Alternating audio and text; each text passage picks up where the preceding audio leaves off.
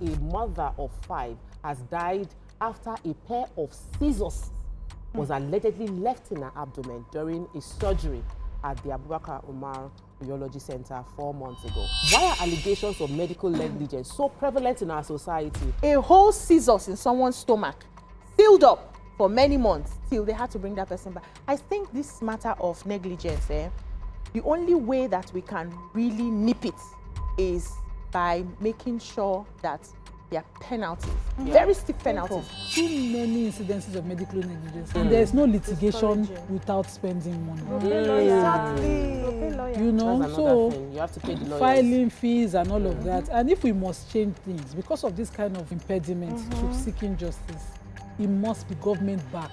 If medical practitioners are not sanctioned now, if hospitals are not sanctioned now, we'll keep losing humans, we'll keep losing our children. We are scared to ask because we are no, a lot of them go to do you know your job? They'll say, why are you asking me? Do you know your job? No, excuse me, doctor, please tell me, what is that drug for? If we need to sort out the issue of negligence, we need to make sure that our healthcare system is properly organized in such a way that we have more hands doing the work. Exactly 1 week ago, we dedicated the entire program to the tragic death of Chimamanda Adichie's 21-month-old child, Kano Nnamdi.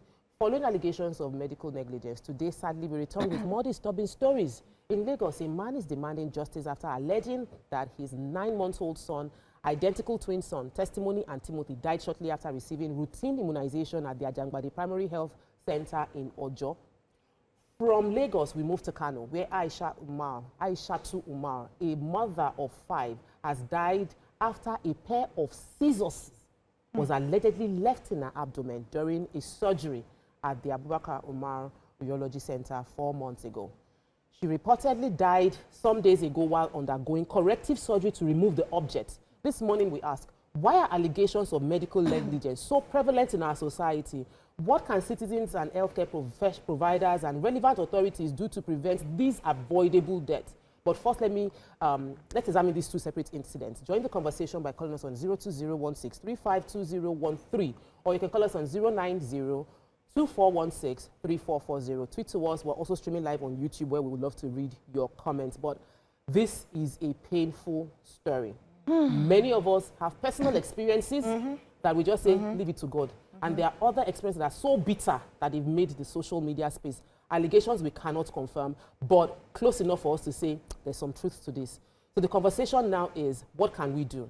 What can the authorities do? What can individuals do? How can we protect ourselves against the injustice that seem to be meted out in the guise of medical negligence and cover-ups that we allege might be happening, where we don't see enough prosecution and penalties being meted out to medical professionals? Obiajulu Ubo. How do you lose your children on Christmas Day? How? You are trying as much as possible as a parent to tick all the boxes. They say children must be given immunization at so and so age. Every time they get to that age, you take them to the hospital. You are doing your bit as a parent, and then this happens. And I know that immunizations, for instance, are usually put in a cold place to preserve them. Only God knows the condition of this immunization that was given to these children. And I know that investigations are ongoing on that one to really ascertain what's actually happened, if it's the immunization that killed these children or if it's something else. But how do you lose your children on the 25th? That everybody is ready to celebrate. It doesn't make sense to me. The woman also who lost her life because a scissors was forgotten in her body. How? Don't we have protocols anymore in the hospital? There's something that they call head count. Yes, head count of the equipment that you bring into the lab or into the theater for those procedures. Did they not count? Did they not check who and who oversaw that operation? Because it's not only the doctor that stays in the theater. They have nurses, they have assistants there who also engage and support so that one person is not doing the work. Did they not check? You look, hey, a whole scissors in someone's stomach, sealed up for many months till they had to bring that person back. I think this matter of negligence, the only way that we can really nip it is by making sure that there are penalties, very stiff penalties. Because in countries that are very afraid of lawsuits, they behave better. They pay attention because anything can happen and you lose your license for life. Like no argument on that. But because we're always using this religion, God will fight our battle. God is God's will. We're using God's will to cover negligence. There's a part of negligence. There's a part of accountability when negligence happens in your institution. But we're using our religious, hey, let's leave it now. Imagine you going to tell somebody sorry that you lost your child in our hospital. Say, maybe it's God's will. Maybe it was meant to happen that way. How? We hear that a lot. How? We hear that a lot. You know, constant. I've seen a case of a woman. Years ago, I interviewed a woman who lost her 5-year-old child. She said the 5-year-old child was having fever, catarrh, and whatever. Then she took the child to the hospital, and the nurse gave the child an injection. And before she knew it, her child's face started changing. Oh God! The color started changing. And she started asking the nurse, what did you give my child? What did you give my child? And the nurse said, hey, it's just something to help with the fever, whatever. Before they could even say Jack Robinson, the child died. Oh, God. And like you said, we all have personal experiences. My auntie, for years, till her child got to 12, she never knew that they left towel. You know that during operation, they have those wraps that they used to. Yes. She never knew that they left it. We just noticed that her belly was always very big, as if she was pregnant. So somebody told her, okay, just go to the hospital. Let them do scan and check what is happening, because you look like you are still pregnant. Before she checked, and then they saw like it was already, so it has actually eaten deep. Like, how would they put it? Like when you buy the thing has entered inside your skin. So it has entered. People have said they forgot cotton wool inside them. So it has entered. Cloths to soak blood. She tried to sue them. That's where frustration happened, because even till now, the case is still on. And this has been on for like 5 years. So like you said, if we don't nip it now, if medical practitioners are not sanctioned now, if hospitals are not sanctioned now, we'll keep losing humans, we'll keep losing our children. It's a good place to hear Nima, because where will come up is that the conversation will end up in, we took it to court, they were adjourning, case was moved, judge was transferred, they have to start the case again. Judge Sometimes the judiciary system, people don't trust it enough to want to go through the process because they feel it's too slow. Well, can I just say something just quickly? Yes. I just wanted to say it because I wasn't done. So you asked what we can even do better as citizens. So because I'm in the health sector now, I understand that it's very important for us to ask our doctors, our nurses, very important question before they even give you or give your children any medication. Yeah. But what I see now is that we are scared to ask. Because a lot of them go to you. Do you know your job? They'll say, why are you asking me? Do you know your job? No, excuse me, doctor, please tell me, what is that drug for? This, like when I go for my children's vaccination, when I go to vaccinate, they will not like you. Let me hear from Nima. They don't. They will like you, but we need to be like this, not scared of being liked. Yeah. Don't want to be liked. As BC and we were talking, my mind went back to the case I got last year for medical negligence like this, and the child suffered a brain damage that he now has to live with cerebral palsy. And it's from a friend's, very close friend. And I said to her, this is not my area of strength. I've never litigated or, sat over medical ethics. But I called a friend who is a known guru in this field in Lagos. And he happens to be the same retainer for the hospital in question. So there was conflict of interest. When we were talking, and I kept saying to her, she said one of the things she just doesn't want to experience is having to start spending money in litigation. Yeah. And there's no litigation without spending money. Exactly. That's another thing. You have to pay the lawyers. Filing fees and all of that. And if we must change things because of this kind of impediment to seeking justice, it must be government-backed. Yes. The state needs to fight. Yes. It must be. There's too many incidences of medical negligence. This was talking about, operation implement count during surgery. Surgical count. Is it the patient who is already in grief or worry that will count it? Of course not. It's the duty of the hospital. And so that duty, you can't fail at it. The worst one is this possible, pre-immunization and post-immunization checks from the immunization centers. All of us know it, that we are the one that do the post-checks for our babies. Yeah. All of us who have carried our babies to centers have had to do the post-checks for our babies. They will do the counts when they start. They will go in, they will start giving the children. You can't even complain about how the person is holding a needle. One small trigger, the person loses composure. There was a particular incident of my son being immunized when he was, no, it was my daughter's immunization. Back then, I was so young. And, you know, we'll queue up with them. And I just didn't like the fact that the nurse who was going to immunize my daughter kept losing our temper in anger, in argument to someone else. Anger management, they don't but have I had no duty but to sit down with my baby and take out the diaper and be looking at this nurse while she was sitting.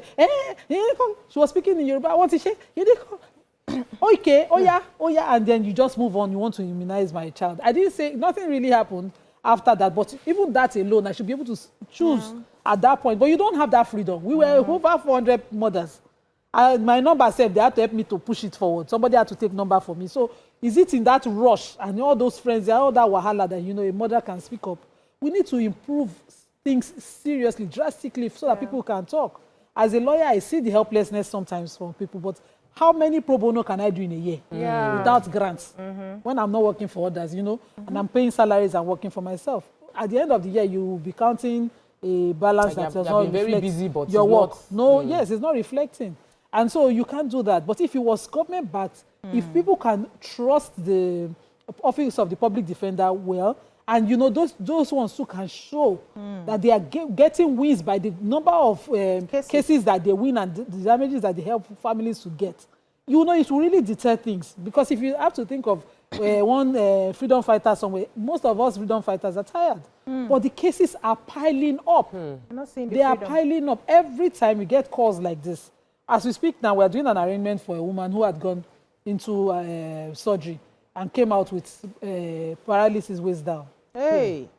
And so she's insisting on, you know, doing something, you know, against the person in question. A lot of those cases, Chimamanda's case in question.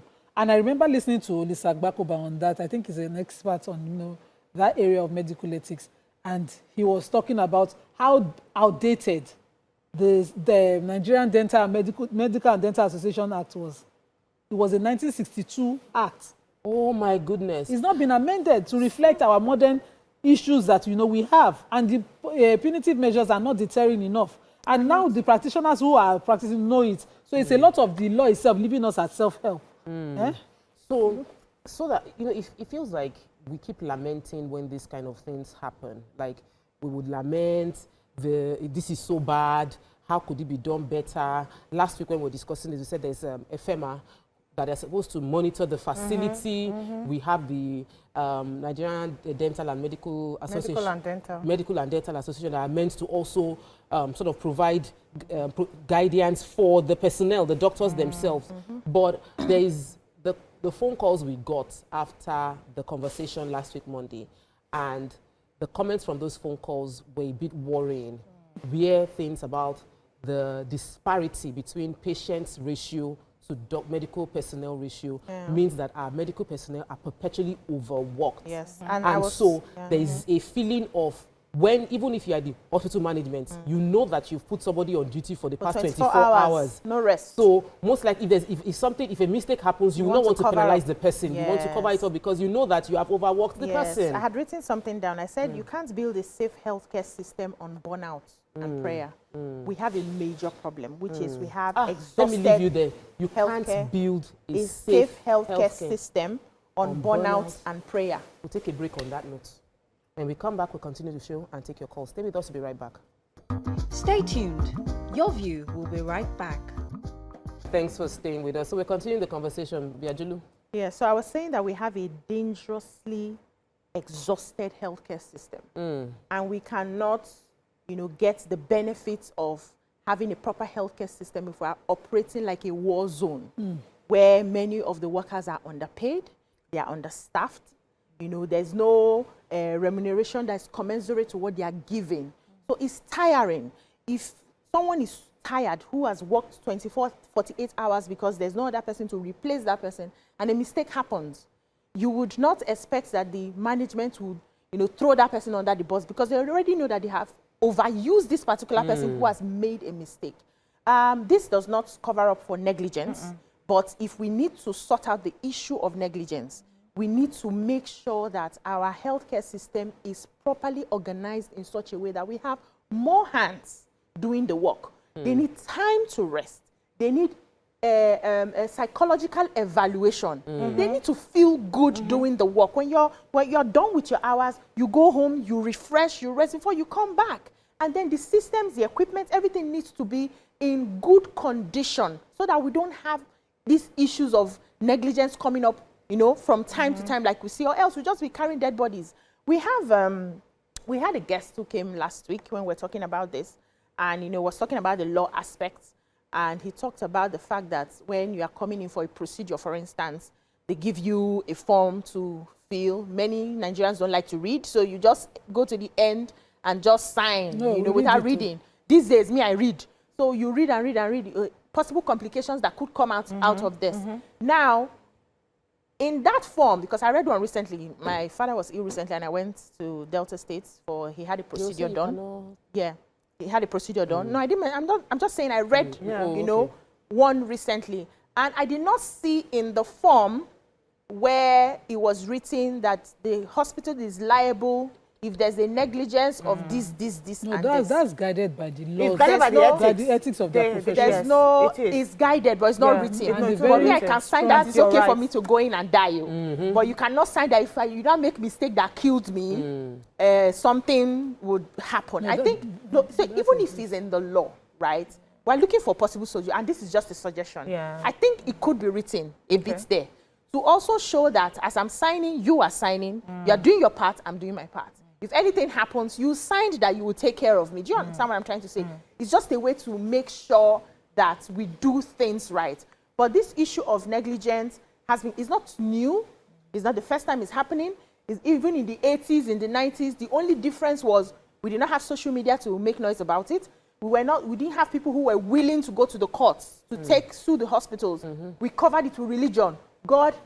God's will is God's will. It is well.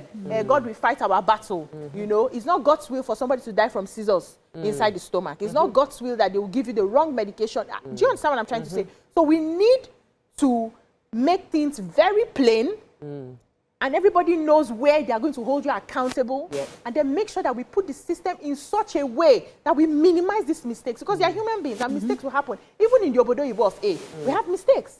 I remember a few years, yes, no, but it's true now. A few years ago where it was during COVID, I didn't go on vacation because I didn't have visa.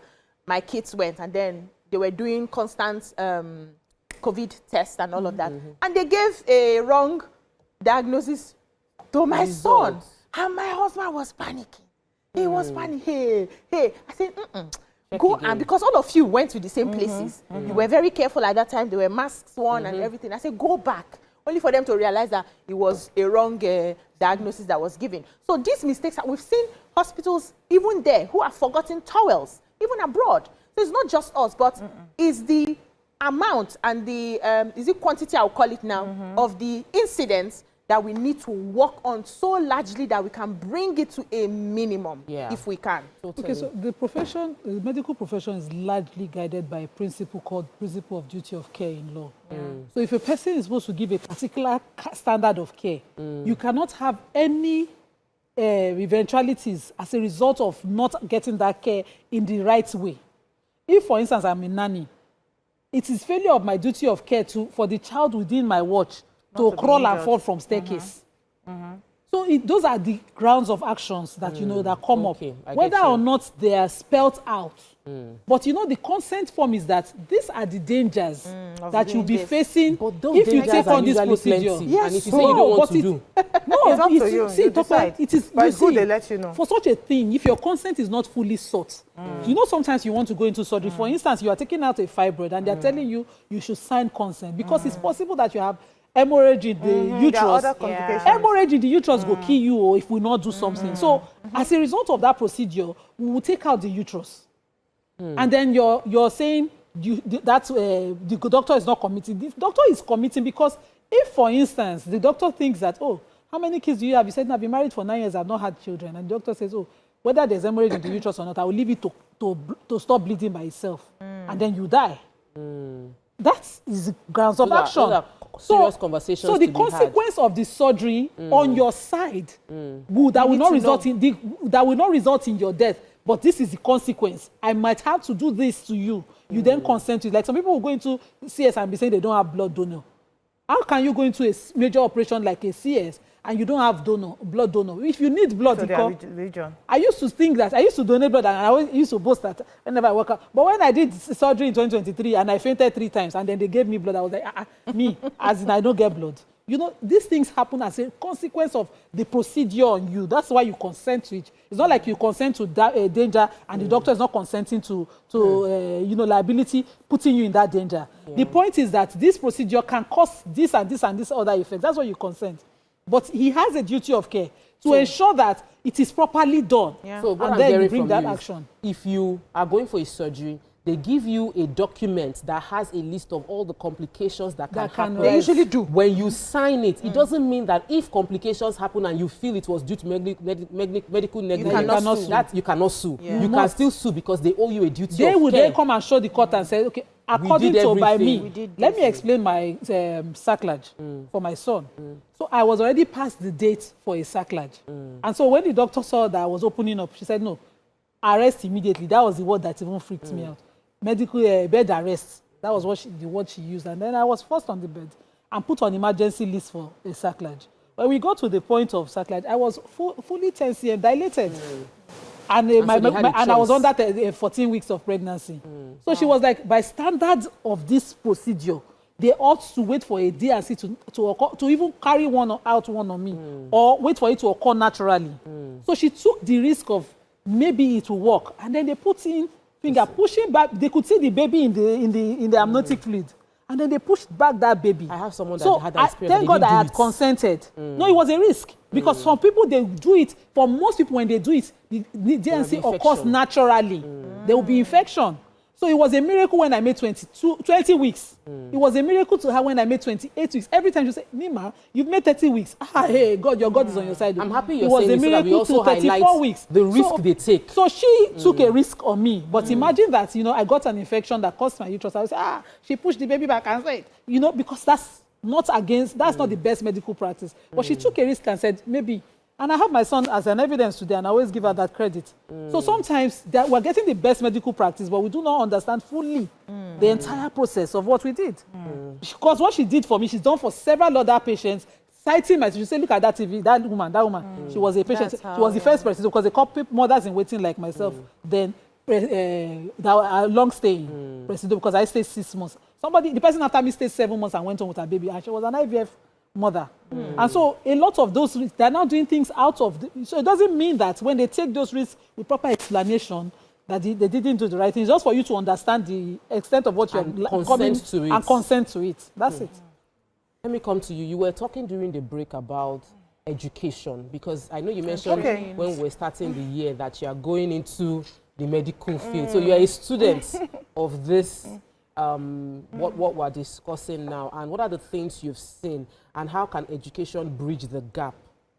So like Nima said, I totally understand where BC is coming from, because in a country whereby we've seen a lot of cases and then nothing has been done about it, then you want to hold on to something and let the doctor's name be written in the paper that Dr. Jude is the one that operated me. If anything happens, I should sue Dr. Jude. I totally understand, and also understand where Nima is actually coming out from. Now, when I started my training, they kept on hammering on our head that if anything happens, kiri-kiri is your portion. So it's not like you already know that if anything happens to your patient, they'll tell you kiri-kiri is actually your portion. But then again, when BC talked about hospitals being understaffed, I feel that we need more hospitals in communities, more hospitals in states, more hospitals in regions, especially in Nigeria. Personnel. Because we're over 300 Nigerians. 300 million, sorry, 300 million Nigerians. We don't reach 300 million. We don't pass now. Since 10 years, we've been over 10. I know to say we don't reach 300. We don't actually pass. If you like, put 20 medical personnel in just one small health center. they will still have more people to deal with because we have so many things that we're dealing with in Nigeria. We have bad water, we have fake drugs, fake food products out there. Yes, now. Because while we're talking about medical practitioners due to killing innocent people due to allegedly due to negligence, fake products too, fake medications too have actually killed more. They've actually killed a lot of people. I know of a popular music and gospel music artist here in Nigeria who died just from taking small painkiller, and then they discovered that it was expired products. So a lot of work we need to do. I remember then when I was working in a training company, we tried to train nurses because we realized that there was a lot of gap between what they learned in school and how to apply emotional intelligence, how to apply work ethics and professionalism, how to apply care, because part of what they're supposed to do is to provide care. But most of them don't even know how to apply it because they feel that you're coming to give us your burden. If you're giving us your burden, you see them telling you, not be mistake, you open leg for your man, no. Why down, where? Make the pikin come outside because they lack emotional intelligence. So I feel that Medical Association of Nigeria, there should be a law that every clinic in Nigeria, maybe quarterly or just name it, they should train their staff, train your medical personnel on what it means to actually carry out the duty of providing care to your patients. And I love what you just said because, you know, sometimes we do the same thing for so long that we take it for granted. And then you've seen people die so much that this one will die you. As in, you hear there's no more empathy, and they started the job with empathy. I watch a lot of medical drama, and even in a movie or series that is depicting medical crises in developed countries, doctors become jaded. They become used to it. They become like, okay, let me just touch your pregnancy. There was a day when I was pregnant with my twins, I went for antenatal, and I was like number 80-something. I got into the doctor's place. Doctor just said, lie down. Tim. Okay, you are good. You can go. I say, you know, you funnel. You did not use listen to heart. When I said it, he now brought the funnel and did like this. He said, okay, I can hear heartbeats. Good. I say, how many heartbeats did you hear? Like, I don't understand.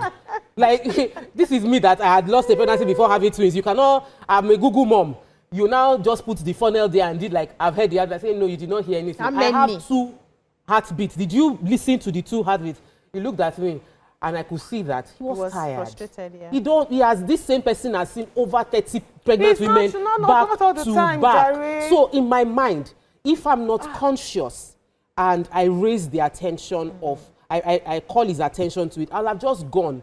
Some of those things, we need to also hold them accountable, and we also need to provide the enabling environment. You can't have a doctor seeing 50 people back to back and at some point in time not feel fatigue. So we need to help doctors make their life easy and make errors less. And as I'm saying it, even me, I know that is a tough thing to do. Yes, now, because how do you help them? How? There's the one that we can't do. There's the one we can do. Imagine the maternal and child centers in Lagos having doctors still use funny. This is a specialized hospital for mothers. Just wheel the entire, because I have used private, I had my first child in a private hospital, and we would just walk all mothers to a particular place. The gynecologist is also a sonographist and everything. I'm looking at my baby in the system like this, but I pay through my nose, but I'm seeing my baby, everything. And even with that kind of care, I ended up with a cervical incompetence after that childbirth. Wow. So at least provide the basic. Yes. By now, on every floor in that hospital, and I know that the state in question can afford it. It's just, you know, priority to come is match. Push the thing to every mother's bed and let the mothers, you know, mobile ones, because that would be amazing. But let me take this phone call. Byron, welcome to the show. Good morning. The one we can do. The one we can do. Good morning. Yeah, good morning. Yeah, my name is Byron. I'm calling from Ogun State. Welcome to the show. Good morning. Yeah, my first time caller. Yay! Welcome to the show. Thank you very much. About the discussion you people are discussing at the studio, you know, it happened to my wife in one of the big hospitals. I don't know whether I should name the hospital, if I have the name of the doctor. No, just you know, my wife has a little lump on her left breast. So when she went to test, the woman at the teaching hospital, after the test, said she had a cancer. The lungs is cancerous. And, you know, within that time, she went through a lot of things. Even the woman called me. Ah, are you the husband? I said, yes. He said, no, no problem, no problem. The cancer is on the little stage that we are going to do it. There's no problem. You still have your feeling. You still make love to your wife. You still do this one. There's no problem. My dear, do you know at the end, we send the same test to India. My wife is a nurse too. Her friend is in one of the hospitals in India. She sent the test there. And the doctors say that is menopause, I don't know, menopause sign. That, you know, she has reached 50 years, there's nothing. Why must they remove the lungs? That the lungs will disappear after about 2 years. You know, and my wife was very lucky. Even she had paid for chemo, you know, for them to start chemo the next day. If not the friend that is in India, you know, that, you know, bring us out of this situation. Even the shock. Now you people are saying it. I still remember the shock. Throughout that week, I did not eat. Even another one happened. You know, I even sent a message to one of you there. They have taken our light now. I even sent a message to one of the ladies there 2 days ago, not knowing that this type of case will be discussed on the national television today. A lot of mistakes. These doctors are making a lot of mistakes. Yeah, Can you imagine if my wife, they have given her that chemo? Do you know the situation she's going to be? Thank you so much for sharing your story. Thank you so much, Mr. Byron, for sharing your story. And we thank God that at least you were able to get a second opinion in time to stem wrong medical procedure that would lead to other damage. We'll take a break right now. When we return, we'll talk about misdiagnosis. We'll talk about the need for confirmation, you know, and how we, the citizens that are patients, also need to take responsibility as we're calling government to take responsibility. Stay with us. We'll be right back. Stay tuned. Your View will be right back.